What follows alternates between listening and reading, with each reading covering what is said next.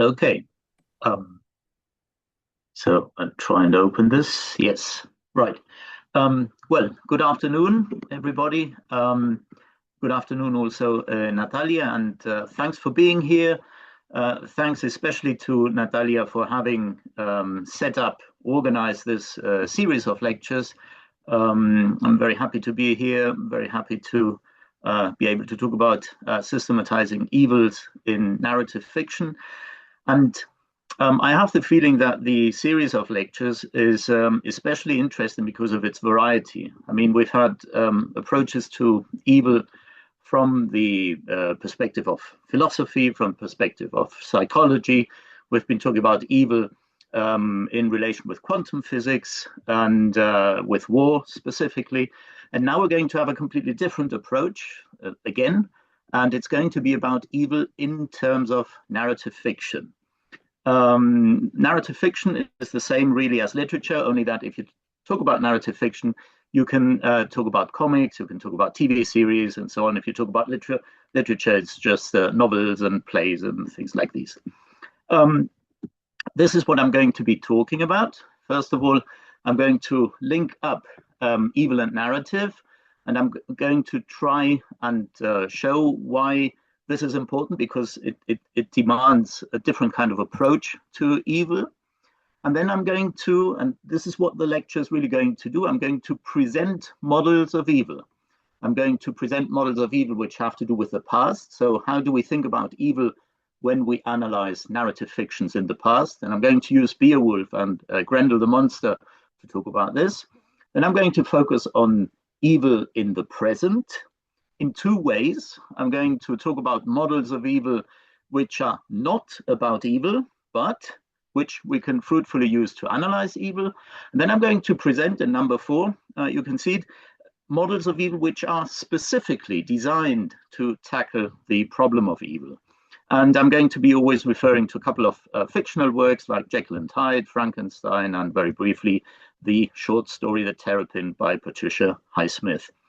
And then last of all, I'm going to talk about a type of evil, a model of evil, you could call it, which is very difficult to use in narratives, which is in that sense anti-narrative. Narratives can't do much with it, apparently. So this is basically what I'm going to do, and I hope you'll enjoy it. And yeah, let's try that. So the first thing is really this connection between evil and narrative. And I don't know, imagine that you're reading Kant, that you're reading philosophy. Now, Kant, philosophy is a fascinating topic, and I'm sure if you have chosen to read it, you are going to stick through it and you're going to read the whole thing. But one of the things that is probably going to happen when you read Kant is that at certain times you're going to find it quite heavy to read, because Kant is, after all, boring. Still, you're going to read it because it's interesting, in the sense of it gives you something that Kant believes in. It has a truth value. It tries to describe reality. Now, with fiction, we've got a different problem. Fiction can talk about reality. It can talk about truth. But above all, it has to keep you hooked. You will go through Kant if you find him boring, but you will probably not read a book to the end, a novel, watch a TV series or a movie to the end if you find that boring. So there's something about fiction which is not so much, first of all, about being about truth, but about being interesting in the sense of keeping you hooked, engaged, providing that kind of dramatic tension. And that means that fiction is going to use any kind of material to be able to keep you hooked, to keep you engaged. It's going to set up worlds, characters, any kinds of situations, problems, and also evils. Any kind of evil can be part of fiction. And that means that we're not so much interested about the reality or the truth about evil, but we're more interested in doing what the boy is doing here, which is collecting butterflies. And just like the boy collects butterflies, I collect models of evil to be able to account for all the evils which can appear in fiction. That is my approach. And I think fiction in a way demands it, because it does whatever it wants. And this is what we're going to do in the lecture. I'm going to propose models of evil, and we're going to apply them to works of fiction. That's what we're going to do today. And so we start with the first model of evil. We're going to go for coal, which coal has already appeared in some of the lectures, in the previous lectures. And coal is interesting for me because it allows me to talk about two types of evil. Evil in the past, and I'm going to do that by talking about monstrous evil, as you can see here on the top of the slide. And then evil in the present, and I'm going to talk about it here, downstairs if you want, when I talk about psychological evil. So monstrous evil for the past, psychological evil for the present. But before we do that, we have to talk about this slash here, because to the right-hand side of the slide, we have one kind of way of talking about evil, and to the left side of the slide, we have another way of talking about evil. Now, let's deal with the right-hand side of the slide. When Cole talks about evil, he says, we have two ways of presenting evil, and we also have two ways of approaching evil, of facing evil. And one of the ways, and this is the right-hand side, is by not really wanting to understand it. And that has to do with the fact that some evils are so evil that we don't really want to understand them, because if we understand them, we explain them. And if we explain them, it's like exonerating the person or people or whoever is doing the evil. So something like, I understand why you're doing it, which means you had to do it, which means you may not be responsible for it. I understand. So in some ways, sometimes we approach evil and say, I don't really want to understand because it's too much. And this is something which happens with monstrous evil on top of the slide. Monstrous evil can appear impenetrable. It can appear to have been done for the fun of it. And in being done in such a way, it sets the people who commit the person who committed it apart from humanity. It turns the person into a monster. And this is one way of looking at evil. Evil as impenetrable, evil as done by an inhuman monster. It's a non-human evil. And then Cole goes on to say, okay, but there's the other part. There's the other part to the left. And here we're talking about our attempt to understand evil. We try to understand evil. Many people try to understand evil because, in a sense, by understanding evil, we can improve society. We can improve things. And he says there are two main ways to understand evil. One of them is by looking at evil as impure, and the other one is by looking at evil as psychological. Now, with impure evil, and by the way, I'm not going to talk about pure evil, not because it's not interesting, but I mean, it's just not, yeah, it would confuse us a bit. But by talking about impure evil, Cole talks about target evil. Target evil means I want something, and I want something projects us into the future. So there's this thing I want, I don't have it, I want it. Projection into the future, right? And this wanting something may mean that somebody's going to come to harm because I want something. I accept this as collateral damage. I don't really want to harm this person, but I have to harm this person because I want something and he or she is standing in the way. And this idea of evil is precisely impure because it's not, I'm not going against the person, but there's collateral damage, right? And then there's the other understanding of evil as psychological, which is once I want something, I can always ask, why do you want it? And why do you want it doesn't project me into the future. It's not a target. It rather projects me into the past. I'm asking something about the history of this person, which can have led to that evil. I'm asking something about that past of the person, which leads to evil. I could also ask something about the biological makeup, maybe, of the person, which leads to that evil. So there's projection into the future, impure evil, and there's projection into the past, psychological.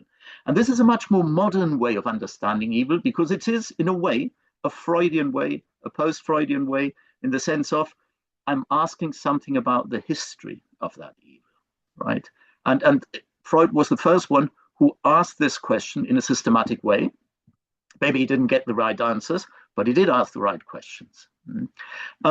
So I'm going to take psychological evil as a kind of modern evil and monstrous evil as a kind of past-oriented evil, right? And one of the interesting things about impure and psychological evil is that they are clearly related to what we can see here, intention and motivation, which are two fundamental concepts for the analysis of literary narrative characters.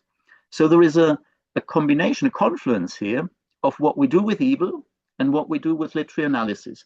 When we analyze characters, we're looking at their intention, which means we're looking at their projection in the future. What do they want? And when we analyze characters in literary theory, we're also looking at their motivation. So we're going to their past and asking questions about why they did it. And it's interesting that narrative studies and evil go here hand in hand, right? And so for me, that is a kind of interesting fact as a literary theorist. Now, let's go back to monstrous evil, this kind of impenetrable evil, because we have seen in previous lectures how evil in the past was sometimes equated with this idea of supernatural evil, impenetrable evil, we cannot understand it, Satan, that kind of thing.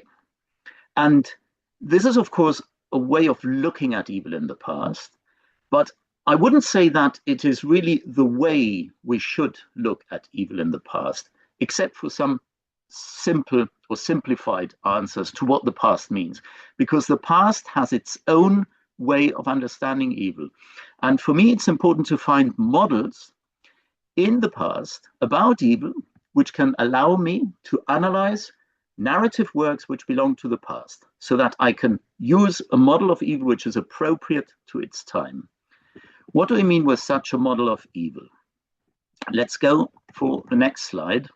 Here you can see that to the right-hand side, you have modernity, and to the left-hand side, you have something which we can call pre-modernity, right? So let's think about evil in the pre-modern period. Paul Ricoeur, in Symbolism of Evil, has said that at the very beginning of humanity, evil was a kind of undifferentiated mix, where questions of moral evil combined with physical limitation, with illness, with infection, with dirt. And so the whole formed an indistinguishable mix. And conceptually, it was one thing. It was not even, it couldn't be talked about. It was just experienced. And he says, there is a kind of step forward, and Naiman takes on from this kind of thought, there is a kind of leap forward when we start to differentiate between different concepts of evil. And two concepts which have become extremely basic for our understanding of evil and even survive into our own present are natural evil, which you can see here, and moral evil. Now, what is natural evil? Natural evil is bad things happen to me. For example, I've got a little garden in the back of my flat, and a month ago, there was a strong wind in Spain, in Madrid, in the vicinity of Madrid, where I live, and the wind blew down the fence. Now, that's a natural evil.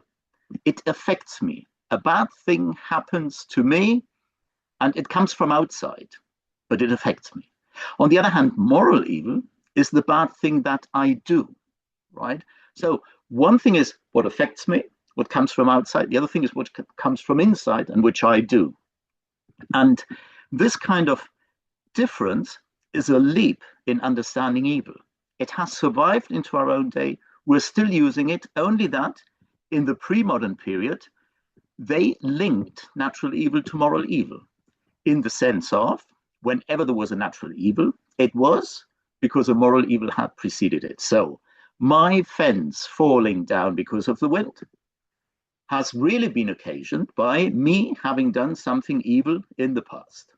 And this is a very pre-modern way of understanding evil, this kind of link between natural evil and moral evil, which we don't see, don't perceive, not immediately, right?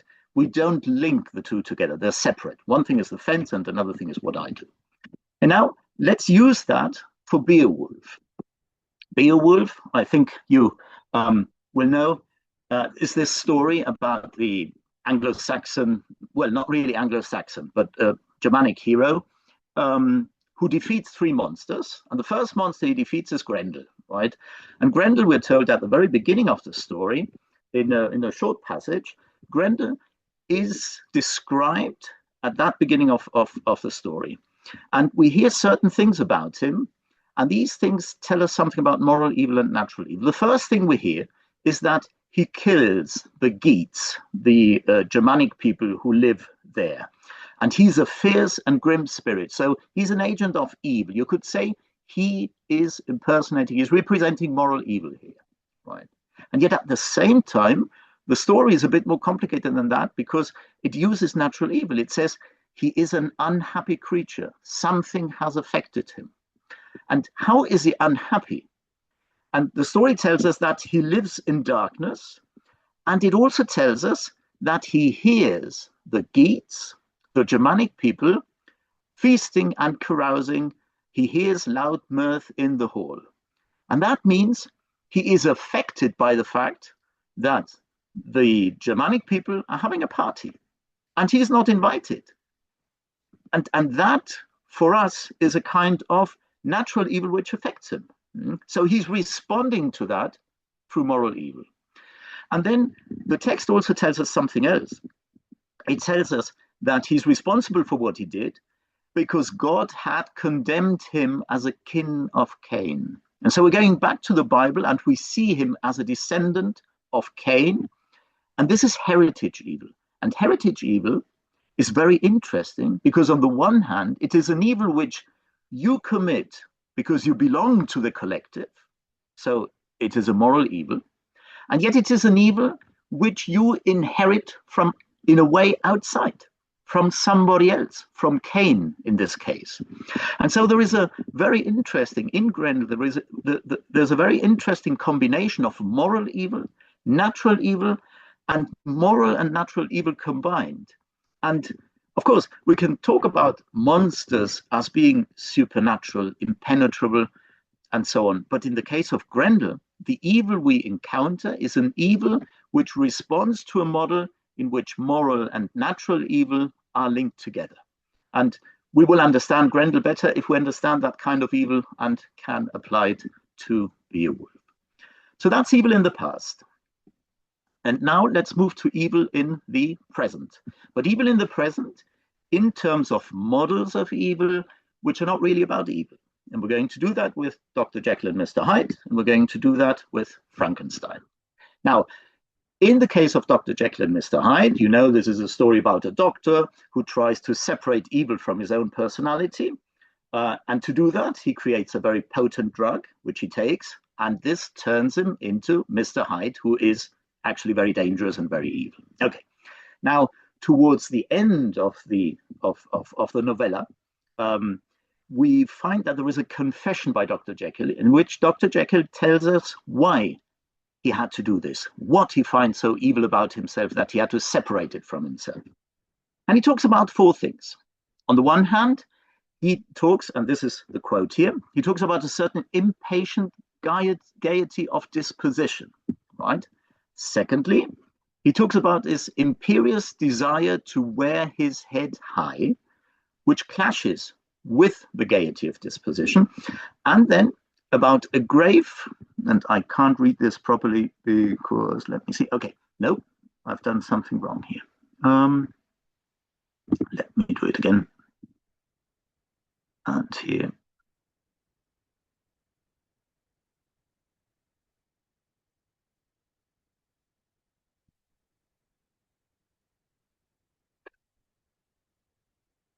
Why doesn't it work?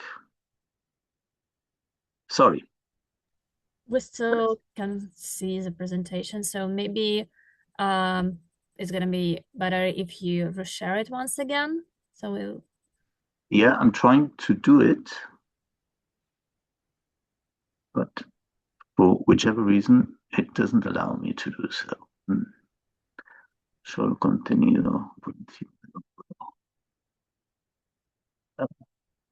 So sorry. feathers.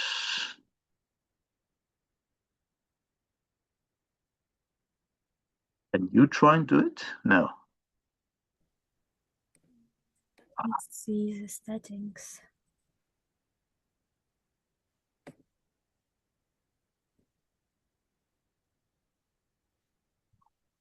Okay, now we don't see the presentation anymore.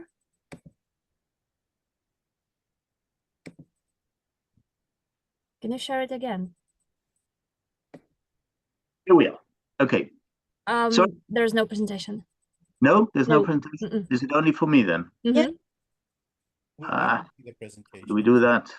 Oh, I could see it, by the way. Oh, really? Maybe Was that me? it's only on my side. Yeah, I saw it too. And now? Can you see it now? Yeah, Yeah. I can see it. Yeah. Okay, well, very sorry about this. Okay, so let's go back to it. We've got three motivations here, which are kind of evil, and their clash creates a profound duplicity in the life of Dr. Jekyll, right? Now let's go for each of these motivations and try to see what they mean. What is gaiety of disposition? In a way, it's having fun. The body, what is it? Sex, drinking, eating? I mean, the text doesn't say, but it seems to be referring to something like that. On the other hand, your desire to carry your head high has more to do with standard, an ethical standard which you have. So it has to do with you, but it has to do with your ethical standard. And that's different from having fun. And then we have the desire to wear a grave countenance before the public. That's, again, an ethical standard, but facing other people, with respect to other people. And so we've got these three elements which are all different: the body, fun, ethical standard for other people, and all that creates duplicity. But what's interesting here is that every one of these motivations is positive in itself. I mean, what is there that is bad about having fun and the body? What is there that is bad about having a high ethical standard? What is bad about wanting other people to recognize you in your high ethical standard? There is something positive in each of these things, but the combination is profound duplicity. And this is something which repeats itself in other works where, and here I've taken some of Jekyll's motivations and I add now some of Frankenstein's. In Frankenstein, we've got this scientist who loves knowledge and wants to create a new living creature, right? And is that bad? I don't know. But he neglects because he's so interested in knowledge, he neglects his fiancée. So he goes against his, you could call it spousal love. And once he has created the monster, because of his love of knowledge, then he doesn't care for the monster as he should. So these are motivations which the love of knowledge doesn't allow him to follow, so to say. And now if you actually compare these motivations, and which I've now ordered in a slightly different way, if you now compare these motivations with these other motivations, we may find some correspondences. And here, what we have in front of us here to the right are motivations which are the result of our evolutionary history. In the Darwinian sense, in the sense that these things are important for me to survive, for my descendants to survive, and for my genes to survive, and so to say, then for my species to survive. Survival is one. My body has to survive. I have to eat, I have to drink, I have to sleep for my body to survive, to be able to pass on my genes. I have to mate to be able to pass on my genes. I have to take care of my children to be able to pass on my genes. I have to like people around me, my kin and kith, because they're also going to protect me, my descendants, my genetic pool. The same with the rules of the institutions which surround me. They will also protect my community, protect me, protect everything which is around me, my children, my genetic pool. And the same with knowledge. The more I know, the better I can protect myself, the better my genetic pool is going to survive. And all these things are related to the motivations we have here in front of us. Gaiety of disposition, the body. sex, eating, drinking, what is that but survival and mating? Spousal love, mating, fatherly care, parenting, grave countenance before the public, kin and kith, institutions, blah, blah, blah. It all corresponds. And what's interesting here is that these motivations are what makes us human. These motivations are good in themselves. So how can they turn into evil? And here we meet an argument by Mary Midgley in Wickedness. This is, again, a Darwinian argument, which she uses, and she says the following. She says, we're different from birds, we're different from animals, because like animals, we are a succession of instincts. Our instincts dominate us, so to say. But look what happens with animals. A migrating bird may have the instinct might kick in to mate.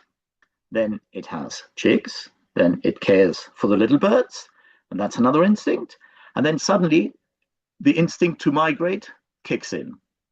But that instinct may come before the little birds are already able to fend for themselves. And so if the bird migrates before they can live on their own, the birds are going to die a horrible death. But of course, the birds are not responsible for that. They can't be evil. In our case, there's also a succession of instincts, but we have a controlling element, which birds don't have, which is intelligence, culture, traditions. All these allow us to organize and, if it's needed, to restrain our instincts depending on the context. And so we have a context, the possibility of a context-bound hierarchy of needs through intelligence, through traditions. Animals don't have that.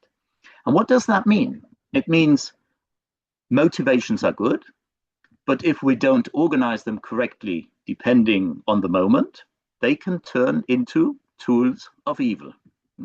And that allows us to create models of evil, which are not really models of evil. They are models of something else, but they can be fruitfully used to analyze evil in literary fictions. And now this is something which, I mean, there are quite a few models which do something like this, which organize, which create hierarchies, which create balances between opposed values. You've got Maslow's hierarchy of needs. You've got the five-factor theory, which is the most universal theory of personality with its defects, but it's the one most used. You've got Riemann's model of anxiety. You've got quite a few such models which you can actually use, which don't have anything to do with evil to start off with, but they can all be used to analyze evil because they all share in this idea of motivation, and yet at the same time, motivation which needs hierarchy, organization, and depends on context. So these are the models which I tend to use to analyze evil in literary fictions, and which are not about evil to start off with. But we also have other models which are precisely designed for evil. And we can also use these. And I'm going to show two such models, and one of them through the story of the Terrapin, which is a short story by Patricia Highsmith. And I'm just going to tell you, I mean, the barest bones of the story. I'm not going to say much about the story, but enough for us to understand what there's behind, or what there could be behind the story. This is a story about a mother who has a son of 11, and she treats her son as if he was 5. So she treats him as a little child. She emotionally abuses him. She controls him. She keeps him a little child. And she does so in French, or in a French accent. And this is interesting because the mother is Hungarian, lives in New York, and yet, whenever she abuses her child, she wants to talk in French and with a French accent. And we can see part of this abuse here. For example, do you know, Victor? All this in a kind of French accent. I'm not very good at that. You're a little bit strange in the head, she nodded. You're sick, psychologically sick and retarded. You know that? You have the behavior of a little boy 5 years old. It is just as well you spent your Saturdays indoors. She doesn't allow him to go out. Who knows if you would not walk in front of a car? but that is why I love you, little Victor. So she loves him because he's little. And now there's something interesting also, that this mother displays a kind of uncalled erotic behavior towards her son. And again, we can see that in the same quote a bit further down. Victor's nose, she embraces him, and Victor's nose pressed into her large, soft bosom. She was wearing her flesh-colored dress, the one you could see through a little where her breast stretched it out. Victor jerked his head away in a confusion of emotions. He did not know if he wanted to laugh or cry. So she's kind of sexually abusing her child. And this child, it's interesting, he's 11 years old. He's not a child any longer, but he's not yet an adolescent. He's on the brink of sexual awakening, as so many children in fiction. Harry Potter, 11 in Stranger Things. You've got quite a few 11-year-olds precisely because of that. Now, why this erotic behavior? Now, somewhere in the text, it's a bit hidden, but in the end you can find it and analyze it and so on.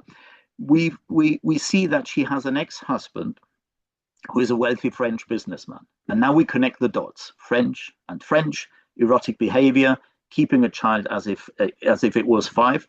Now this mother is doing two things. She wants her child to be little, because if it grows up, maybe it's going to abandon her as her ex-husband did.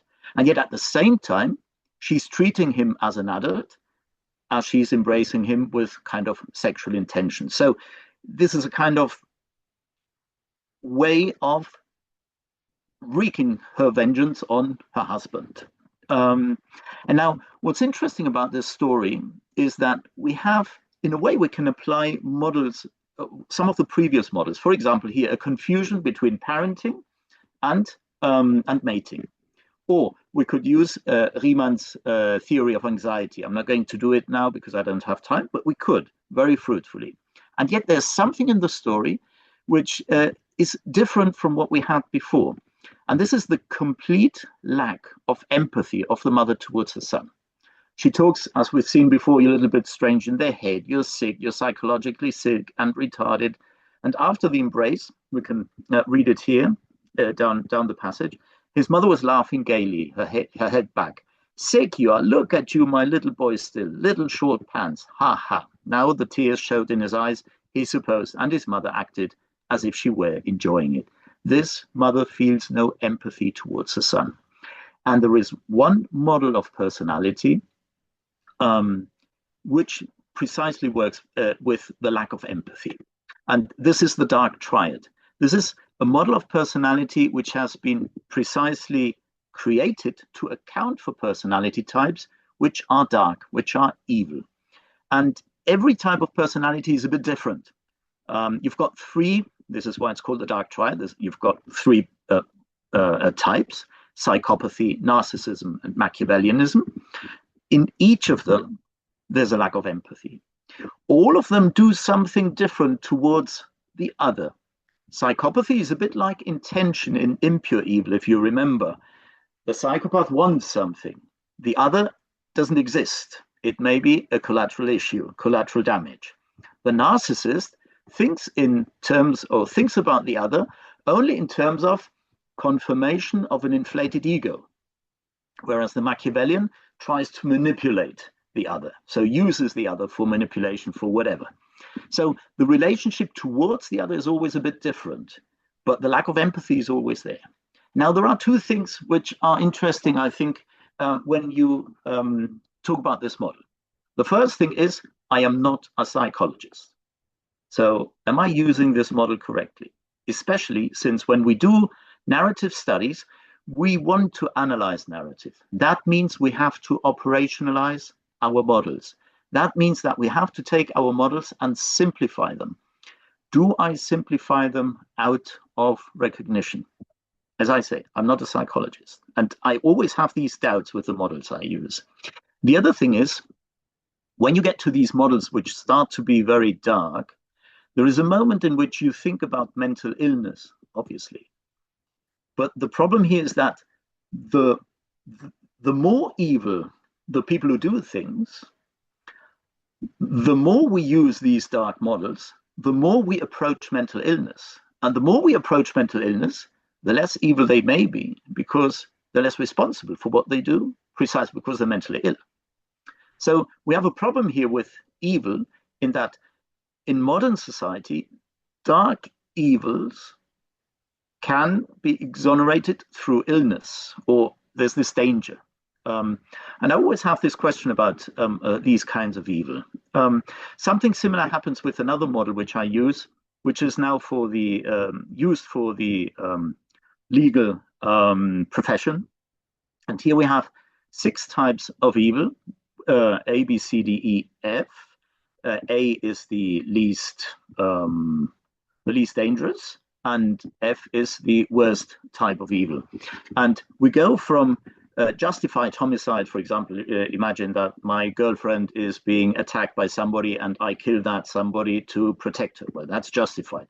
Then jealousy-driven evil, that's more passionate. It's very close to psychological evil. Then murder to get someone out of the way, that's C and D. This is very similar to impure evil, to the psychopathic evil. But here we have 2 possibilities. It can be without planning, so I killed somebody without wanting it, or I have planned it, which means I want to have something. I kill somebody to have something. I'm not interested in the killing, but I have to do it, and I've planned it before. So that makes things a bit worse. And then there's E and F, which has to do with serial murder, with repetitive vicious acts, with torture. And that, curiously, brings us close again to the monstrous. There is a way in which we don't want to know why serial murderers are serial murderers, why they do these vicious acts, why torture. It is too bad, you could say. So again, there is this moment when evil turns into illness and is close to the monstrous. That, for me, is a kind of something interesting happening here. And having said that, I'm going to go for the last model of evil, which I wanted to present. And this is an anti-narrative model of evil. It is a model of evil which narratives can work pretty bad with, because they're not prepared to use this model of evil. And I'm talking about the model of evil which can be inferred from the Nazi death camps. I mean, you will know these things probably better than me. The Nazi death camps are, to a certain extent, a reaction to the mass killings that took place in 1941, where death squads, Nazi death squads, had to kill tens of thousands of Jews in a matter of days. And psychologically, they couldn't assimilate that. And so it was necessary to create something much more efficient, and which was psychologically bearable for the murderers. And in a way, the Nazi death camps are organized in terms of assembly lines which were created at the beginning of the 20th century. For example, here, the one you can see here, to make cars, where there is a manufacturing process, and the process is divided into parts. And the parts are divided in such a way that every worker is responsible only for one single moment, for one single process of the building of the car. And in the death camps, that means that there would be a soldier who would invite the Jews into the train, then another one who would take them to the death camp, then another one who would accompany them out of the train and into the death camp, another one who would make them undress, and another one who would push the button, for example. And that diffuses responsibility. That, in a way, makes nobody responsible for what they're doing, because they're just doing a little part of the whole thing.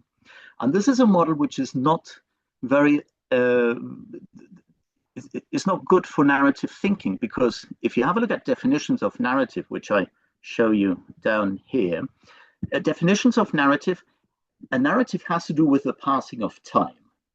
But the passing of time has to include a sense of strong disruption or disequilibrium. And this sense of disequilibrium is lost when there is a process in which everything is being, divided into little processes which work mechanically, and where everything seems to follow a kind of logical, a logical progression, right? So one of the things that happens with narratives is that at some point there are certain evils which narrative, because of the way it works, is very bad at representing. And this is something which we can also notice here in this excerpt from Primo Levi when he first entered Auschwitz, where the idea of disruption and disequilibrium and the idea of understanding what this is, of living through this experience, seems to be questionable. He says everything was as silent as an aquarium or as certain scenes in dreams. So this is not a real experience. We had expected something more apocalyptic. There's no disruption.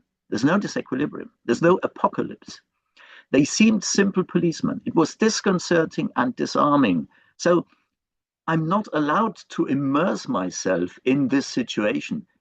It's disconcerting. It's disarming. They had the calm assurance of people merely doing the normal everyday duty. What happens in this first encounter with Auschwitz, with the death camp, is that experience is non-narrative. It's not apocalyptic. And this is something which I experience when I deal with certain texts, certain narratives with my students, when we have a look at Holocaust stories, like, for example, Unsere Mütter, Unsere Väter, which is a series which deals with the Holocaust from the perspective of the Germans, and where the Germans try to explain why they did what they did in the Holocaust. And it's very difficult to narrate the Holocaust experience because of this unnarrative nature of this new evil. We focus on these 5 characters. The text, the narrative is full of disruptions. It's full of drama. But that's not what the experience of the death camp is necessarily about.